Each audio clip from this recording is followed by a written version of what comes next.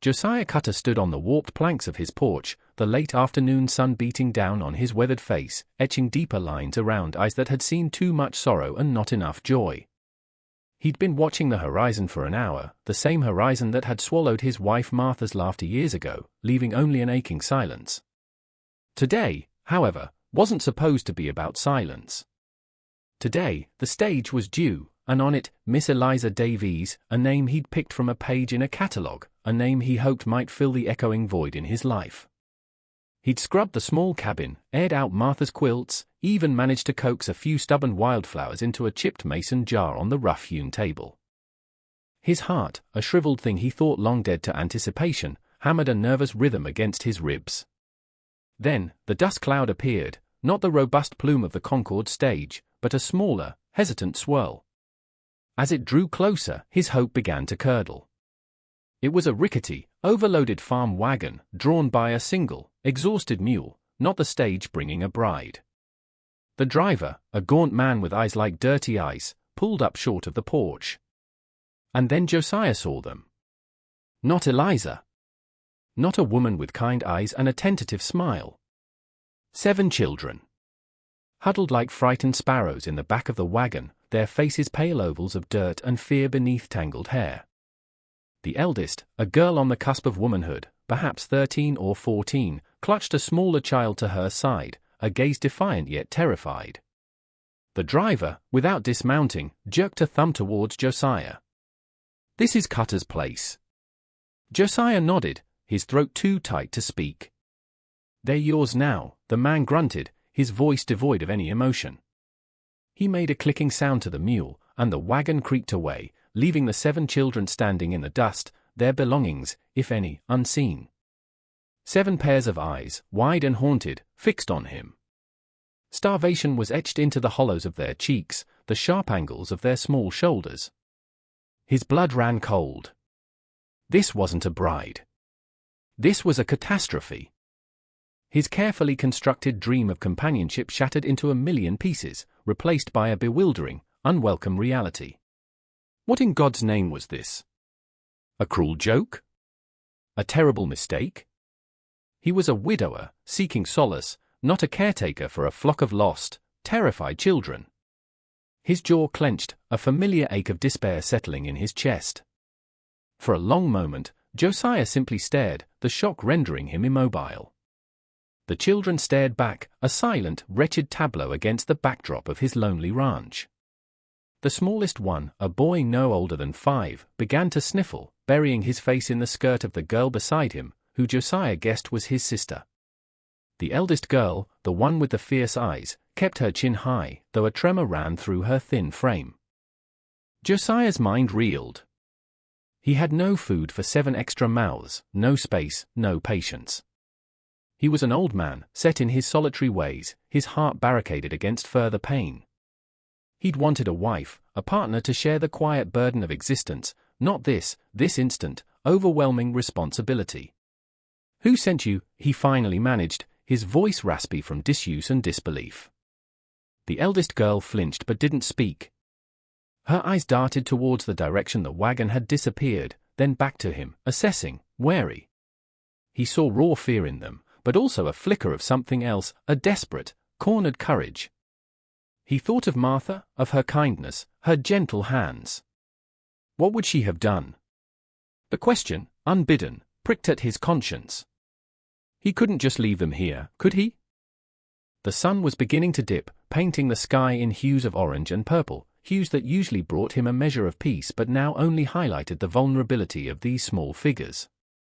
Their clothes were threadbare, their feet bare and dusty. He sighed, a sound heavy with resignation. "Well, come on then," he said, his voice gruff to mask the turmoil inside him. "Can't leave you out here for the coyotes." He turned and walked towards the cabin, not looking back to see if they followed. He heard the hesitant shuffle of small feet on the dry earth behind him. Inside, the cabin felt even smaller, the single room suddenly crowded. The wildflowers in the mason jar seemed a mockery of his earlier hopes. He gestured towards the rough benches. Sit. They obeyed silently, their eyes following his every move. He went to the stove, his mind racing. Stew. He had fixings for stew. It wouldn't be much, stretched 7 ways, but it was something. As he worked, chopping potatoes and onions, the silence in the cabin was broken only by the occasional sniffle or whispered word between the children. He felt their gazes on his back, a weight of expectation he hadn't asked for and didn't want. But as the aroma of the stew began to fill the small space, he saw a flicker of something other than fear in their eyes. A fragile, tentative hope. And in that moment, despite himself, a tiny, almost imperceptible shift occurred within Josiah Cutter. He was still a lonely widower. But tonight, he was also something else. The next few days passed in a blur of bewildered adjustment for Josiah. He learned their names, mostly whispered by the eldest, Sarah.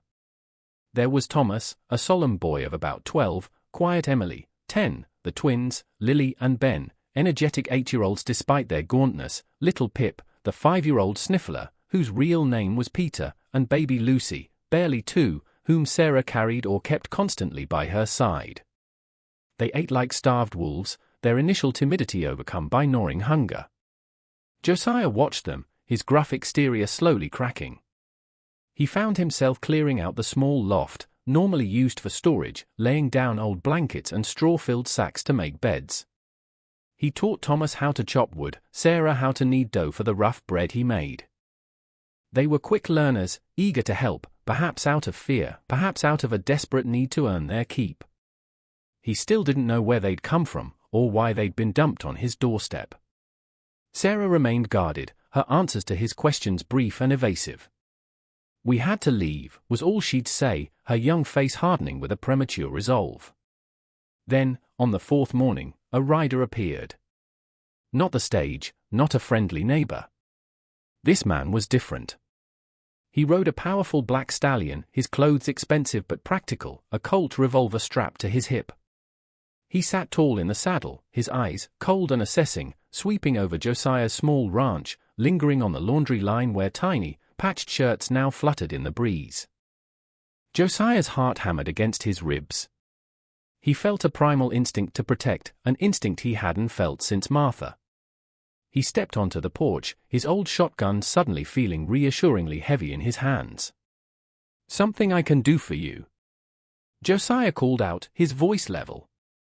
The man's lips curved into a smile that didn't reach his eyes. "Name Silas Blackwood," he said, his voice smooth but with an underlying edge of steel. "I believe you have something of mine." Josiah's blood ran cold. He knew, with a certainty that settled like ice in his stomach, that Blackwood was talking about the children. He saw Sarah peek from behind the cabin door, her face white with terror. "Don't know what you mean," Josiah said, keeping his gaze steady on Blackwood. Blackwood chuckled, a dry, unpleasant sound. 7 strays. Small, scrawny. Answer to various names. They belong at my orphanage, up north. They ran off. I want them back. Orphanage. The word sounded like a lie coming from this man. Josiah thought of the fear in the children's eyes, the haunted look. They were left here, Josiah stated flatly. Abandoned. Blackwood's smile faded. Abandoned by a disgruntled employee.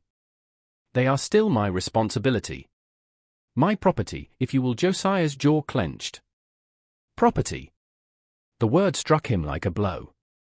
Children ain't property, Mr. R. Blackwood's eyes narrowed. Don't be a fool, old man. They're mine. I have papers. He patted a breast pocket.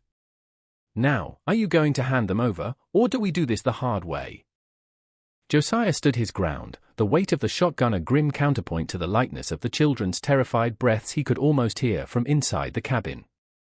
They're not for sale, and they're not going anywhere with you, Blackwood. His voice was low, but it carried the unyielding strength of rock. Blackwood's eyes, like chips of obsidian, glinted with malice. You're making a mistake, Cutter. A very costly 1-inch. He didn't elaborate, just gave Josiah one last, lingering look before reining his horse around and riding off, the silence he left behind thick with unspoken threat. Josiah watched him go, his heart still pounding, but a cold resolve settling in. He turned back to the cabin. Sarah stood in the doorway, her face pale but her eyes blazing with a desperate gratitude. The other children huddled behind her, peeking out. "He's gone," Josiah said, trying to keep his voice calm. For now that night, after a meager supper eaten in tense silence, Sarah finally spoke. Her voice was barely a whisper, strained with fear and exhaustion. "He's a bad man, Mr. Cutter. A very bad man." She looked at her younger siblings, her gaze fiercely protective. "That place, he calls it an orphanage. It's not. It's a workhouse." "Worse than a workhouse." Josiah listened, his stomach twisting into a knot. Sarah described long hours of labor in dangerous conditions, some vague mention of digging, of dust that choked their lungs, of cruel overseers and barely enough food to survive. "Children got sick," she said, "and sometimes they just disappeared." Her words painted a picture of calculated cruelty, of exploitation masked by a thin veneer of charity. "We had to run," she continued, her voice trembling. He was bringing in new girls. Older ones. For something else, her eyes darted to Lily and Emily, then back to Josiah, a desperate plea in them. "There was talk, Mr. Cutter. About a new arrangement, something about women being sent, supposed to be mail-order brides, but they weren't going to husbands. They were going to him. To his associates." Josiah's blood ran cold. Eliza Davies. The name echoed in his mind with a sickening new resonance. Was it possible? Had his hope for a companion been entangled in this monster's web? The agency, the one you might have used, we heard Blackwood's men talking about it. Said it was a good source. Sarah's voice broke. They said a woman was expected soon at a remote ranch. That she wouldn't make it to the ranch, and a cold dread washed over Josiah. His Eliza. Had she been destined for Blackwood's clutches? Was her non-arrival not a simple delay, but something far more sinister? The pieces clicked into place with horrifying clarity. Blackwood wasn't just after runaway child laborers. He was involved in something darker, something that preyed on the desperate and the hopeful. And Josiah, in his lonely quest for a wife, had nearly brushed against the edges of this nightmare. The children weren't just runaways, they were escapees from a monster, and they carried knowledge that could expose him. Their arrival hadn't been a mistake. It had been a desperate flight to the only place they vaguely knew of, a place mentioned in hushed, fearful whispers among Blackwood's men as a dead end, a place where no one would look for them because it was so isolated. My ranch, Josiah thought. My isolation, my shield, has now become theirs.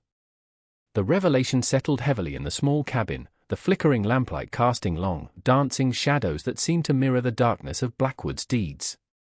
Josiah looked at the children, truly looked at them, and saw not just a burden, but survivors. He saw the resilience in Sarah's young old eyes, the quiet fear in Thomas's, the innocent trust in Pip's. His own loneliness, his own past grief, suddenly seemed less important than the immediate, terrifying threat these children faced. He'll be back, Josiah said, his voice grim. He won't let this go. Not if you know what you know. Sarah nodded, her small face set. We know he spent the next day fortifying the ranch. It wasn't much, a few loose shutters nailed tight, the old wooden gate reinforced. He checked his supply of ammunition for the shotgun and his old Spencer rifle, a relic from a past he rarely spoke of. He showed Thomas how to load the rifle, his hand surprisingly steady despite the boy's youth. Just in case, he said, avoiding Sarah's worried gaze. He felt a grim purpose settle over him, a sense of rightness he hadn't experienced in years. Protecting these children, it wasn't just a moral obligation, it was becoming a reason to draw breath, a reason to fight. He found himself scanning the horizon constantly, every dust devil, every distant rider, setting his nerves on edge. The vast, empty landscape that had once been his solace now felt like a vulnerable stage, open to attack from any direction. If you're out there, watching this story unfold, and you believe in standing up for the innocent, maybe take a moment to hit that subscribe button, because Josiah Cutter is about to face the fight of his life. He knew Blackwood would not come alone next time. The man exuded a confidence that spoke of power and resources. The papers he'd mentioned were likely forgeries, but they signaled his intent to use any means necessary. That evening, as a sliver of moon rose in the inky sky, a single shot rang out, echoing across the prairie. A bullet thudded into the cabin wall, just above the window. No one was hurt, but the message was clear. A warning. Josiah's jaw clenched. His blood, which had run cold with Sarah's revelations, now burned with a slow, righteous anger. He would not be intimidated. He would not hand these children over to that monster. He had lost his Martha, lost his future once. He would not stand by and watch another future be stolen, not while he had breath in his body. The days that followed the warning shot were taut with a suffocating tension. Every creak of the cabin, every distant coyote howl, sent jolts of adrenaline through Josiah. He slept little, his shotgun always within reach. The children, too, were on edge, starting at every sound, their play subdued, their eyes constantly flicking towards the windows. Yet, amidst the fear, something began to shift. A fragile bond was forming between the old widower and the 7 orphans. He found himself telling them stories of Martha, of her kindness, her laughter, the way she could make even his barren ranch feel like a home. He spoke of her garden, a small patch of vibrant life she'd coaxed from the unforgiving soil, a stark contrast to the dust and desolation that seemed to define Blackwood's world. Listening to himself, he realized how much he missed not just her presence, but the act of sharing, of caring. Sarah, in turn, started to share more about her siblings, their small quirks, their dreams. Thomas, it turned out, was fascinated by the mechanics of the old water pump. Emily had a quiet talent for drawing, scratching pictures in the dirt with a stick.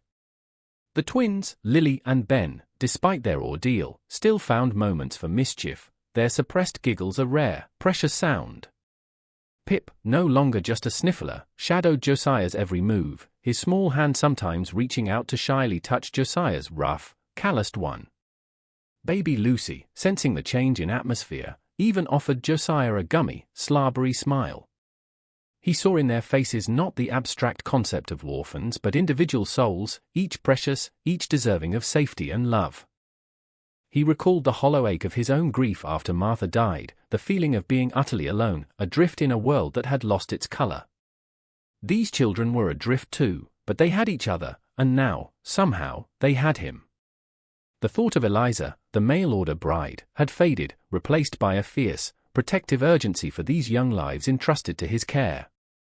He realized Blackwood's evil was not just an attack on these children, but on the very idea of family, of sanctuary, of hope, all the things Martha had represented, all the things he had lost and thought he could never find again. This wasn't just about defiance anymore, it was about redemption. His own. He was an old man, his best years behind him, but in these children, he saw a chance to make a stand, to give his remaining time meaning. His resolve hardened into an unbreakable shield. Let Blackwood come. He would be ready. The attack came at dawn, as Josiah had suspected it might. A faint pre-dawn glow was just beginning to silhouette the distant mesas when the sound of hoofbeats, muffled at first, then growing rapidly louder, broke the morning stillness. Josiah was already awake, a sixth sense honed by years of solitude and recent tension screaming a warning. "They're here," he said, his voice low and urgent, shaking Sarah and Thomas awake. "Get the little ones into the root cellar." Now Sarah, her face pale but her eyes resolute, nodded and quickly roused her siblings. Thomas, his young face tight with fear but also a grim determination, grabbed the Spencer rifle. Josiah moved to the window, peering through a crack in the shutters. He counted at least 5 riders fanning out, led by Blackwood himself, his dark form a menacing silhouette against the growing light. They were moving methodically, attempting to surround the small cabin. His heart hammered against his ribs, but his hands were steady as he checked the load in his shotgun. He thought of Martha, of her courage facing her illness. He would find his own now. The root cellar entrance was a trapdoor in the cabin floor, hidden beneath a rug. Sarah herded the younger children down, their frightened whimpers quickly muffled as she pulled the heavy door shut over them. Only Sarah and Thomas remained with Josiah in the main room. "Stay away from the windows," he commanded. A voice called out from the gloom, Blackwood's smooth, chilling tone. "Cutter! It's over." Send out the children, and I might let you live out your miserable days on this pathetic excuse for a ranch. Josiah didn't answer. He waited. The first shot shattered the silence, splintering the wood of the window frame near his head. Josiah flinched but held his position. Fire only when you have a clear shot, Thomas, he murmured. And aim low. We don't want to kill, just stop them. Though a part of him, a dark, angry part, felt Blackwood deserved far worse. Another volley of shots peppered the cabin. Splinters flew. Dust filled the air. Then, a yell from one of Blackwood's men, closer than Josiah liked. They were trying to reach the door. Josiah took a steadying breath, aimed his shotgun towards the sound, and fired. A cry of pain answered, followed by curses. One less immediate threat. The air grew thick with the acrid smell of gunpowder. The battle for the small homestead raged as the sun climbed higher, painting the harsh landscape in unforgiving light. Blackwood's men were relentless, their shots thudding into the cabin walls, kicking up dust and splinters. Josiah, Thomas, and Sarah returned fire sparingly, making each shot count. Thomas, despite his youth, handled the Spencer rifle with a surprising coolness, his earlier fear replaced by a focused intensity. Sarah, unable to fire a weapon effectively, became their eyes and ears, darting from one small crack in the shutters to another, reporting the enemy's movements in a low, steady voice, reloading the shotgun for Josiah with quick, nimble fingers. One trying to get to the woodpile, Mr. Cutter. To your left, she'd call, and Josiah would shift his aim. His shoulder ached from the recoil of the shotgun, his ears rang, but a strange clarity had descended upon him. He was no longer just a lonely old man, he was a fortress, defending the innocent. Hours seemed to crawl by, marked by the sporadic crack of gunfire and the shouts of the attackers. One of Blackwood's men, bolder or perhaps more foolish than the others, made a dash for the back window. Josiah saw him just in time, a fleeting shadow. He fired, and the man stumbled, clutching his leg, then crawled away, howling. Blackwood's voice, raw with fury, cut through the air. Burn them out. If they won't come out, burn them out. Josiah's blood ran cold. Fire. His greatest fear in this dry, wooden tinderbox of a cabin. He saw Sarah's eyes widen in terror. Thomas, keep them from getting close with a torch, Josiah ordered, his mind racing. They had to hold out. But how long could they last? Suddenly, a different sound mingled with the gunfire, the distinct crackle of flames. Smoke began to seep under the door.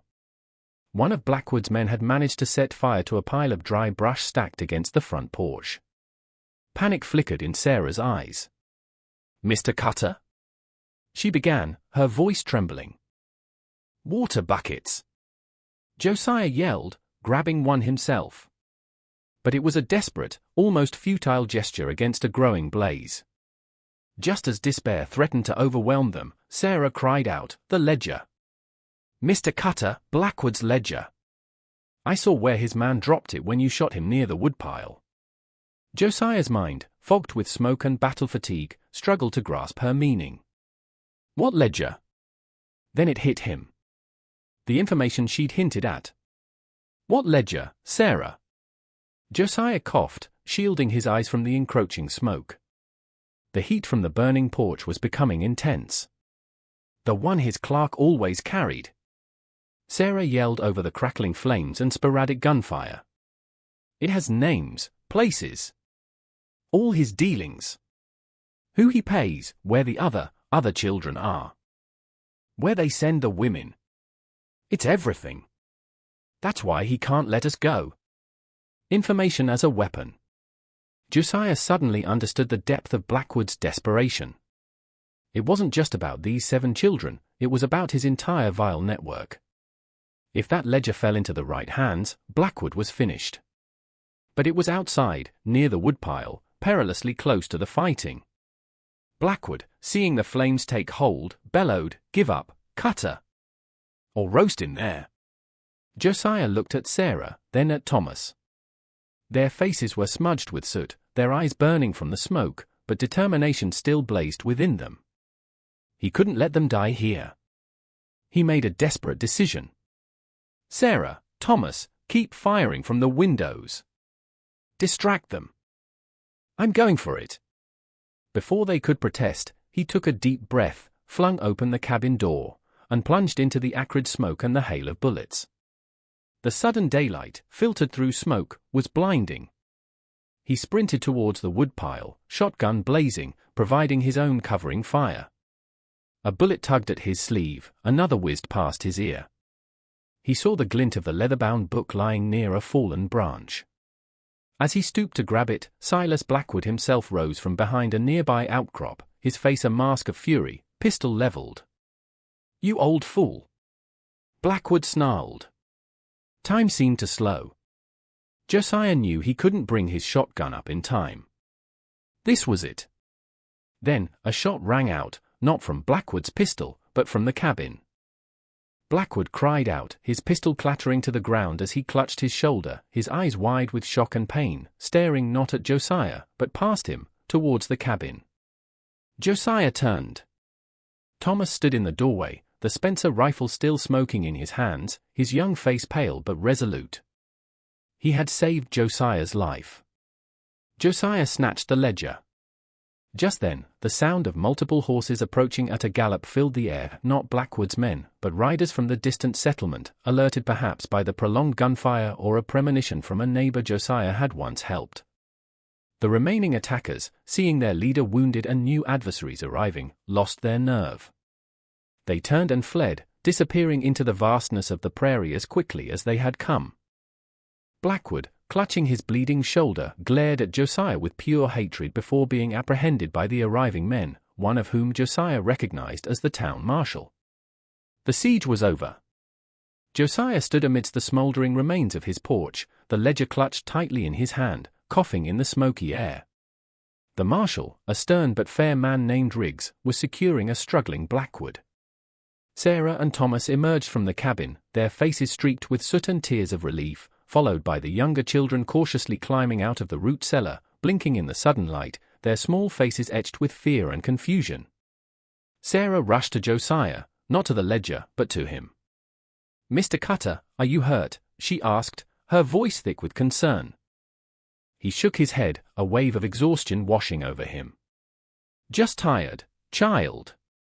Just tired. Marshal Riggs approached Josiah, his eyes taking in the scene, the bullet-riddled cabin, the shaken children, the grim-faced widower. "Josiah," Riggs said, his voice somber. "Looks like you had quite a morning. This here is Silas Blackwood.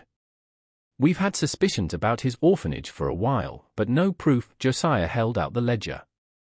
"This might be what you're looking for." Marshal Riggs took the book, his eyebrows rising as he flipped through the neatly inscribed pages. "Good Lord," he muttered, This is more than we ever imagined." The ledger was a meticulous record of Blackwood's evil empire, names of corrupt officials, locations of other abusive institutions disguised as orphanages or workhouses, and chillingly, details of a trafficking network that preyed on vulnerable women like Eliza Davies, whose name Josiah found himself scanning for, his heart aching with a mixture of dread and grim confirmation. Her name wasn't explicitly there as a victim already ensnared, but the bride agency he'd used was listed as a procurement source, confirming Sarah's terrified suspicions and Josiah's worst fears. Eliza had likely been targeted, her journey intercepted or diverted before she could ever reach him, destined for one of Blackwood's hellholes. He hadn't just lost a potential wife, he had almost been an unwitting pawn in her destruction. The final reveal wasn't a single shocking secret, but the chilling, systemic nature of Blackwood's cruelty, a web of exploitation that stretched far beyond these 7 children. Protecting them had inadvertently struck a blow against that entire network. As Blackwood was led away, protesting his innocence with a venom that only confirmed his guilt, Josiah looked at the children huddled around him. Their faces, though still bearing the marks of their ordeal, held a new light, the light of safety, of hope.